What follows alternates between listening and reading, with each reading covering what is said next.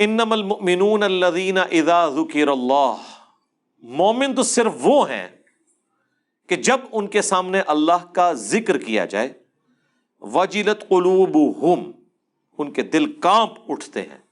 اب یہ ذرا اہل ایمان کی جو 4 بڑی بڑی نشانیاں آئی ہیں نا یہاں پہ، یہ ایک سانچہ ہے، ایک کرائٹیریا ہے، اس میں اپنے آپ کو ہم نے رکھ کے چیک کرنا ہے کیا ہمارے اوپر یہ کیفیات طاری ہوتی ہیں۔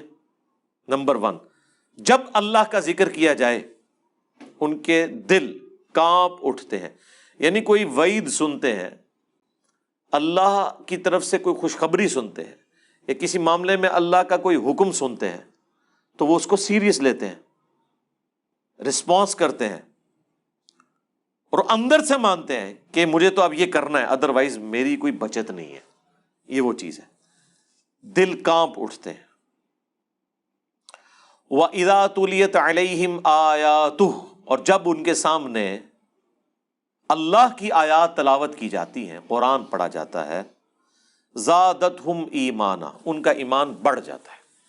قرآن سے ہی ایمان بڑھتا ہے۔ ظاہر ہے قرآن میں جب آپ کو آخرت کی خوشخبریاں سنائی جائیں گی نیک اعمال کرنے کے سبب، تو ڈھارس بندے گی کہ جس خدا سے میں بن دیکھے ڈر ڈر کے زندگی گزار رہا ہوں اور اس کی مرضی کا ہر موقع پر خیال رکھتا ہوں، اس نے مجھے یہ نعمتیں دینی ہیں، تو ایمان بڑھتا ہے۔ اور یہ آیت اس بات کا ثبوت ہے کہ ایمان کم یا زیادہ ہوتا ہے۔ اسی چیز کو محدثین نے باقاعدہ دلیل کے طور پر پیش کیا ہے۔ ویسے تو بخاری و مسلم میں کتنی احادیث موجود ہیں کہ اعمال ایمان کا حصہ ہے۔ یہ بھی ایک پرانے اسلاف کے اندر اختلاف رہا کہ ایمان کا حصہ ہیں اعمال یا نہیں۔ تو جو محدثین کی رائے ہے، جو قرآن و سنت سے سپورٹیو ہے، وہ یہی ہے کہ اعمال سے ایمان بڑھتا ہے۔ جب اعمال سے ایمان بڑھتا ہے اور اعمال چھوڑنے سے کم ہوتا ہے تو اعمال ایمان کا حصہ ہے۔ صحیح مسلم کی حدیث کے بندے کے کفر اور اسلام، شرک اور ایمان کے درمیان فرق نماز ہے، تو نماز تو ایک عمل ہے نا۔ پھر صحیح مسلم کی حدیث علی سے محبت نہیں رکھے گا مگر مومن، علی سے بغض نہیں رکھے گا مگر منافق، تو بیسیکلی یہ ایک عمل کا نام ہے نا۔ انصار مدینہ کے بارے میں بھی سیم حدیث ہے بخاری مسلم میں۔ بخاری میں حدیث ہے حیا ایمان سے ہے، تو ایمان کی 70 کے قریب شاخیں ہیں، حیا ان میں سے ایک ہے۔ تم میں سے مومن وہ ہے جو اپنے لیے پسند کرتا ہے تو اپنے بھائی کے لیے بھی ویسا ہی پسند کرے، بخاری مسلم کی حدیث۔ پھر بخاری مسلم کی حدیث کہ مومن وہ ہے جس کے ہاتھ اور زبان سے دوسرے مسلمان محفوظ رہیں۔ اب یہ ساری چیزیں جو عقیدے سے تعلق نہیں رکھتی ہیں، پریکٹیکل اعمال سے، اسی لیے ہم کہتے ہیں ایمان 3 چیزوں کا نام ہے۔ نمبر 1، اقرار باللسان، زبان سے اقرار کرنا، وتصدیق بالقلب، اور دل سے اس کی تصدیق کرنا۔ زبانی کلامی نہیں، اندر سے بھی آپ مانتے ہو، اور عمل بالجوارح، اور پریکٹیکلی اپنے اعمال کے ذریعے، اپنے اعضاء کے ذریعے نیک اعمال کرنا، یہ اس کا حصہ ہے۔ 2 چیزیں نہیں ہیں صرف، اقرار باللسان و تصدیق بالقلب۔ فقہ حنفی میں تو بس 2 چیزیں ہی پڑھائی جاتی ہیں، عمل بالجوارح نہیں ہوتا ہے، اس لیے آپ دیکھ لیں اس معاملے میں آپ کو کمزوری بھی نظر آئے گی۔ تو محدثین اس آیت کو بھی پیش کرتے ہیں کہ ایمان کم یا زیادہ ہوتا ہے، ایمان فکس نہیں ہے۔ یہ جہمیہ کا نظریہ ہے، مرجیہ کا نظریہ ہے۔ اہل سنت کا نظریہ یہ ہے کہ ایمان کم یا زیادہ ہوتا ہے۔ ایک تو خیر ڈیٹم لیول کا ایمان ہے نا، اللہ، رسول، آخرت، انبیاء، کتابوں کو ماننا، وہ تو ایک سمجھ لیں ایک بنیاد ہے۔ اس کے بعد جو جتنا عمل کرے گا اس کا ایمان بڑھے گا، اور انسان کو فیل ہوتا ہے جب آپ نیکیوں میں استقامت اختیار کرتے ہیں تو آپ کو ایمان کی لذت ملتی ہے، اور جس کا سب سے بڑا پریکٹیکل ثبوت یہ ہے کہ گناہوں سے بچنا آسان ہو جاتا ہے۔ آپ نے اپنا ایمان چیک کرنا ہے تو دیکھ لیں آپ گناہوں سے کتنا بچتے ہیں۔ اگر آپ گناہوں سے نہیں بچ رہے تو آپ سمجھ لیں کہ آپ کا ایمان جو ہے نا بس وہ ایک روایتی قسم کا ایمان ہے۔ اگر آپ کا ایمان آپ کو گناہوں سے بچا لیتا ہے نا تو یہ ہے اصل ایمان کی نشانی۔ امام غزالی نے بڑی ٹیکنیکل گفتگو اس حوالے سے کیمیائے سعادت میں اور مکاشفۃ القلوب اور منہاج العابدین میں کی ہوئی ہے. انہوں نے کہا کہ، اور یہ لاجیکل بھی ہے، قرآن و سنت کی تعلیمات کا آپ سمجھ لیں، یہ نچوڑ ہے. وہ کہتے ہیں نیک اعمال پہ استقامت کرنا یہ چھوٹی چیز ہے ادر دین فرائض کے. یہ وہ نفلی باتوں کی بات کر رہے ہیں. فرض تو کرنا ہے، اس کے بغیر تو آپ مسلمان ہی نہیں نا. 5 وقت نماز، زکوٰۃ، رمضان کے روزے، حج، اس کے علاوہ جو نیک اعمال ہیں، مثلا تہجد کی نماز، اشراق، اتنی دفعہ درود شریف پڑھنا، اتنی تسبیحات کرنا، اتنا قرآن روزانہ تلاوت کرنا، یہ جو اضافی نفلی باتیں ہیں، امام غزالی کہتے ہیں ان کی کوئی اہمیت نہیں ہے. اصل اہمیت اس چیز کی ہے کہ آپ گناہوں سے بچتے ہیں کہ نہیں. اور پھر انہوں نے اس کی مثال دی کہ ایک تالاب ہے جس میں آپ نے صاف پانی جمع کیا ہوا ہے، لیکن مسلسل گندگی کا نالا اس میں آ کے گر رہا ہے، تو وہ صاف اعمال آپ کے کسی کام کے نہیں ہیں جو آلودہ ہوئے ہوئے ہیں. ویسے تو قرآن میں اللہ تعالیٰ نے سورہ ہود میں فرمایا کہ نیکیاں گناہوں کو مٹا دیتی ہیں، اس میں کوئی شک نہیں ہے، لیکن جو گناہ کبیر ہیں تو نیکیوں سے تو معاف نہیں ہوتے. وہ تو اس بڑی لیول کی چیز ہے کہ آپ جتنی مرضی نیکیاں کر لیں، بڑے گناہ تو معاف نہیں ہوں گے. اور ہماری بدقسمتی سمجھ لیں کہ جتنے گناہ ہمارے علم میں ہیں وہ سارے بڑے ہیں. غیبت، جھوٹ، چغلی، والدین کی نافرمانی، گالی گلوچ، زنا، جادو، ماں باپ کی نافرمانی، قتل ناحق، جتنے گناہ آپ کو پتہ ہے نا، جن کو آپ گناہ کے طور پہ جانتے ہیں، آپ کو اکٹھی لسٹ مشکات کی پہلی جلد کے اندر گناہ کبیرہ کے بیان میں مل جائے گی. وہ سارے کے سارے بڑے گناہ ہیں، اور وہ اتنے وزنی ہیں کہ وہ نیکیوں سے ادھر ادھر نہیں ہوتے جب تک کہ کامل توبہ نہ کی جائے. کامل توبہ ہی کا تو نام ہے استقامت، گناہوں سے بچنا. نیکیاں کرنا بڑا آسان ہے. آپ دیکھیں لوگ کتنی کتنی نیکیاں کر جاتے ہیں، ایک گناہ چھوڑنا ان کے لیے مشکل ہو جاتا ہے. کتنے لوگ ہیں آپ ان سے دیکھیں، وہ مذہبی جماعتوں کے ساتھ اٹیچ ہیں، وہ کہیں گے ہماری کبھی تکبیر اولیٰ کے ساتھ نہیں ہوئی ہے، لیکن ان سے پوچھیں گے جو کاروبار میں آپ حرام خوری اور ڈنڈی مار رہے ہیں، وہ کہتے ہیں اس کے بغیر گزارا ہی نہیں ہے. اصل میں اس کا امتحان وہی تھا، اس میں وہ ناکام ہو گیا. کیونکہ گناہ سے بچنا مشکل ہے. یہ جو آج کل کا دین پیش کیا جا رہا ہے کہ علماء جو ہیں وہ بے پردہ عورتوں کے سامنے رمضان نشیات میں آ کے بیٹھ جاتے ہیں، ان کو دین سکھا رہے. کس منہ سے دین سکھا رہے ہو یار؟ وہ ان کو کیا دین سکھانا ہے؟ بے دینی پوری قوم کو سکھا رہے ہو. اس طریقے سے جو معاملات لے کے چل رہے ہوتے ہیں، تو اب یہ وہ گناہ ہیں جن سے یہ لوگ بچ نہیں سکتے. انہوں نے دنیا داری بھی اپنی رکھی ہوئی ہوتی ہے اور نماز روزے بھی اسی طریقے سے چل رہے ہوتے ہیں.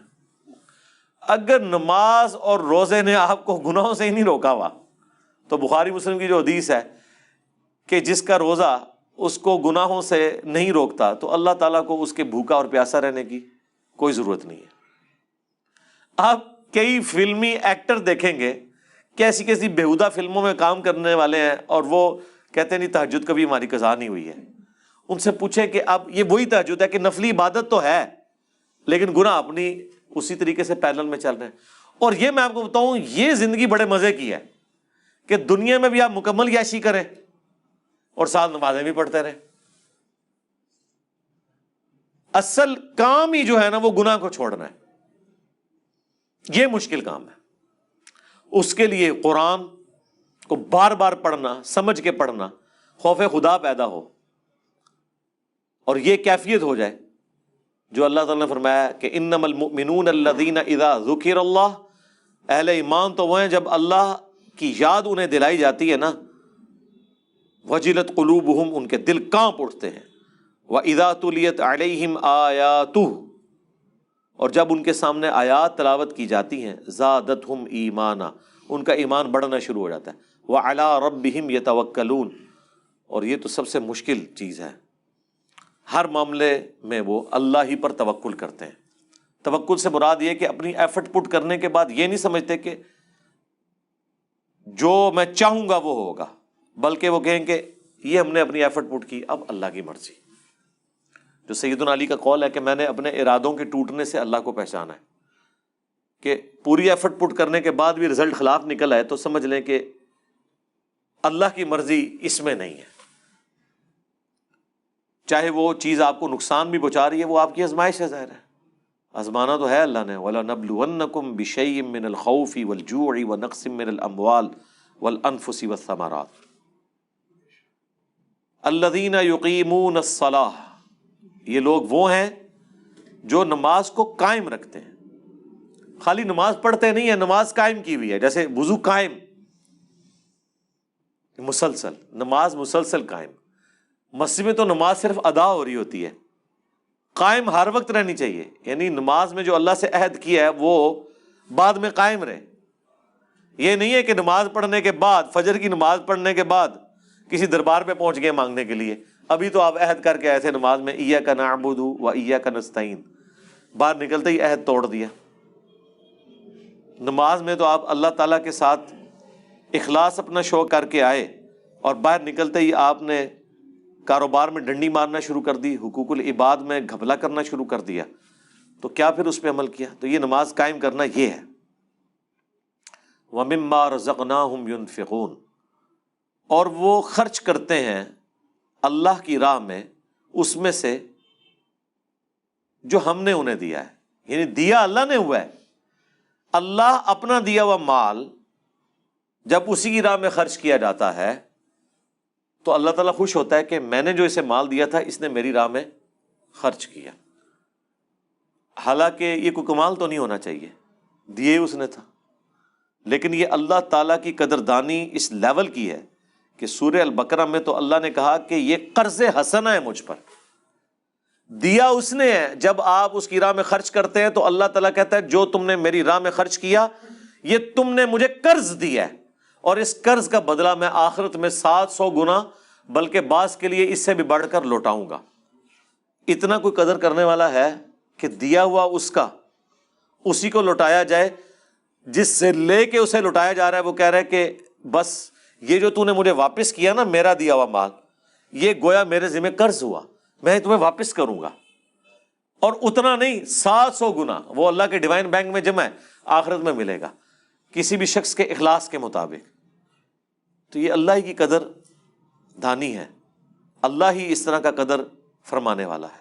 سبحان اللہ و بحمدہ، سبحان اللہ العظیم، عدد خلقہ ورضا نفسہ وزنۃ عرشہ ومداد کلماتہ، اولئک ہم المؤمنون حقا، ایسے لوگ پھر کٹر قسم کے مسلمان ہیں۔ ہاں جی، کٹر وابی تے کٹر سنی تے کٹر شیعہ اور کٹر مؤمن۔ کٹر مؤمن، سچے مؤمن اپنے دعوے میں ایسے ہیں اہل ایمان جن میں یہ خوبیاں ہوں۔ نمبر 1، جب اللہ کا ذکر ان کے سامنے ہو ان کے دل کانپ اٹھے، آیات پڑھی جائیں تو ان کا ایمان بڑھنا شروع ہو جائے، اور توکل کریں اللہ کے اوپر، اور نماز کو قائم رکھیں، اور اللہ کی راہ میں خرچ کریں۔ یہ جو خرچ کرنے والا معاملہ ہے نا، یہ سب سے مشکل ہے۔ زبانی جمع خرچ، کسی کے ساتھ اپنا اخلاص شو کرنا، یہ بڑا آسان ہے۔ مال خرچ کرنا، جیب ڈھیلی کرنا، اس وقت پتا چلتا ہے کہ آپ کتنی کمٹمنٹ رکھتے ہیں۔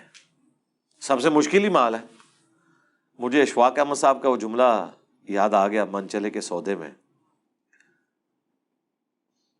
اور جب وہ اس کا وہ جو ہیرو ہے نا ارشاد، وہ جب اپنے اسٹوڈنٹس سے بات کر رہا ہوتا ہے نا تو اس دوران وہ کہتا ہے کہ یہ جو میں تمہیں ٹائم دے رہا ہوں نا، یہ میں اپنی زندگی تمہیں دے رہا ہوں۔ اگر میں تم پہ کوئی مال خرچ کر رہا ہوں تو یہ میں اپنی زندگی تم پہ خرچ کر رہا ہوں۔ کیوں؟ مال کیسے کمایا جاتا ہے؟ زندگی خرچ کر کے۔ اپنا ٹائم، تن من دھن لگاتے ہیں نا، کمٹمنٹ پوری کرتے ہیں تو پھر آپ مال کماتے ہیں نا۔ تو جب آپ کسی کو مال دے رہے ہیں گویا آپ اپنی زندگی اس کو دے رہے ہیں، کیونکہ زندگی کا ایک حصہ لگا کے آپ نے وہ مال کمایا ہوا ہے۔ اسی طریقے سے جب آپ کسی کو ٹائم دے رہے ہیں تو آپ اپنی زندگی اس کے ساتھ شیئر کر رہے ہیں۔ یہی تو اللہ نے قرآن میں کہا ہے لن تنالوا البر حتی تنفقوا مما تحبون، تم نیکی کے اعلیٰ ترین درجے کو ہرگز نہیں پہنچ سکتے جب تک کہ اپنی پسندیدہ چیز اللہ کے حضور خیرات نہ کر دو۔ یہ چوتھے پارے کی پہلی آیت ہے۔ میں 40-50 منٹ میں نے قرآن کلاس میں اس پہ گفتگو کی تھی۔ انسان کی زندگی میں سب سے قیمتی چیز اس کی جوانی ہے، جب سارے اعضاء سلامت ہوں۔ جب آپ آہستہ آہستہ اگلی عمروں میں جانا شروع ہوں گے 40+ تو عمر 40 تے جان کالی، یہ پنجابی میں محاورہ ہے کہ جیسے ہی عمر 40 ہوئی جان کے اوپر افتادیں ٹوٹنی شروع ہو گئی۔ ایک ایک کر کے آپ کو آئے دن خبر ملے گی اب میری نظر کمزور ہونا شروع ہو گئی ہے۔ وہ ساروں کی ہوتی ہے 40 کے بعد، یہ نیچرل چیز ہے۔ پھر کسی کو خبر ملے گی کہ جی اس کے جو ہے وہ گردے صحیح کام نہیں کر رہے، کسی کو خبر ملے گی کہ اس کا کولیسٹرول بڑھ گیا ہے، کسی کو کوئی خبر ملے گی۔ آہستہ آہستہ یہ خبریں جمع ہوتی ہوتی اتنی خبریں ہوں گی کہ ایک دن آپ کی اپنی خبر آ جائے گی کہ ہاں جی کام ہو گیا، اینڈ لگ گیا بندہ، ٹھیک ہے نا۔ تو یہ ایک معاملہ اس طریقے سے چلتا رہتا ہے۔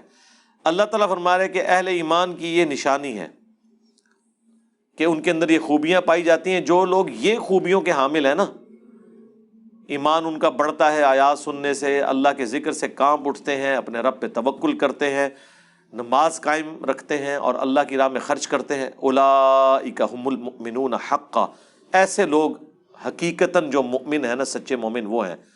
لہم درجات عند ربہم، ان کے لیے ہیں ان کے رب کے حضور درجات، و مغفرہ اور مغفرت، و رزق کریم اور باعزت روزی۔ آخرت کی جو ہمیشہ کی زندگی ہے وہ ایسے لوگوں کا مقدر ہونے والی ہے۔ اللہم اجعلنا منہم مع النبیین والصدیقین والشہداء والصالحین، آمین۔